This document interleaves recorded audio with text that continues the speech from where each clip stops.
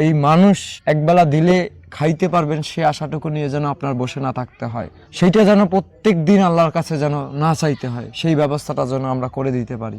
অনেক দানশীল ব্যক্তি আছেন, হয়তোবা আমি জানি না ভিডিওটা কারো চোখে পড়বে কিনা, তার জন্য যদি আপনারা কিছু হাঁস মুরগির ব্যবস্থা করতে পারেন, বাকি এই ছাগলের বাকি একটা গরুরও যদি ব্যবস্থা করতে পারেন, এটা আমার ব্যক্তিগত জায়গা থেকে, উনি কিন্তু কিছু চায় না সরাসরি, ঠিক আছে, উনি কিন্তু বলছে যে যা করছেন সেটাই অনেক। তো আপনারা যদি এগুলোর ব্যবস্থা করতে পারেন, আমার মনে হয় যে সেই সন্তানটা নিয়ে ভালোভাবে একটু জীবনযাপন করতে পারবে।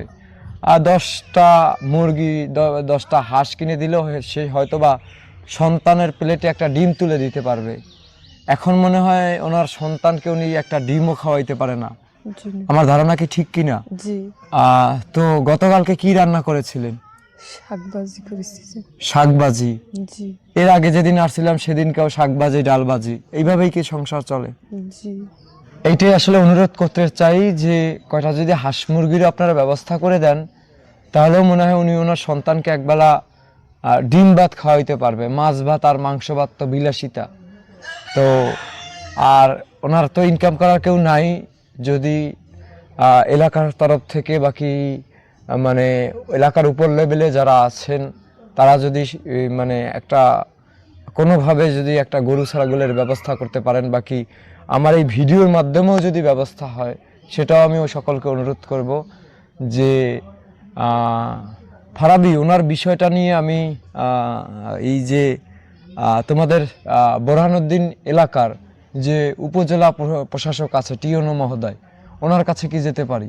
আপনি চিন্তা করেন না, আপনার ঘর করার আগে আমি একবার আসছি, ঘর করে দেওয়ার পরে আজকে আসছি, আমি আর একবার আসবো।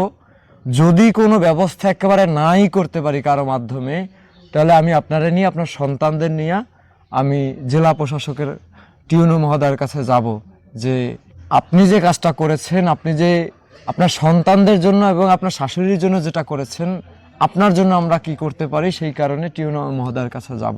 এরপরে আমি আর একবার আসবো। আপা আপনি দোয়া করেন যারা এই ঘর করে দিয়েছে, আর দোয়া করেন আল্লাহর কাছে চান যাতে আপনার একটা সুন্দর ব্যবস্থা হয়ে যায়, আপনার যেন এই মানুষ একবেলা দিলে খাইতে পারবেন সে আশাটুকু নিয়ে যেন আপনার বসে না থাকতে হয়, সেইটা যেন প্রত্যেক দিন আল্লাহর কাছে যেন না চাইতে হয়, সেই ব্যবস্থাটা যেন আমরা করে দিতে পারি। তাহলে ভালো থাকেন আর সন্তানদের দিকে খেয়াল রাখেন। আর ওই ফারাবি আছে, ফারাবিকে নিয়ে সন্তানদের দেখা এই যে আপনার যে করেন, এটা আমার পকেট থেকেই ওই বাচ্চার ওষুধ এনে দিয়েন, ঠিক আছে? বাকি ডাক্তার দেখাইয়েন, আর পরবর্তীতে ফারাবি আমরা জানাইবেন, আর পরবর্তীতে আমি আর একবার আসবো, ঠিক আছে? তাহলে ভালো থাকেন সকলে, আল্লাহ হাফেজ, আসসালামু আলাইকুম।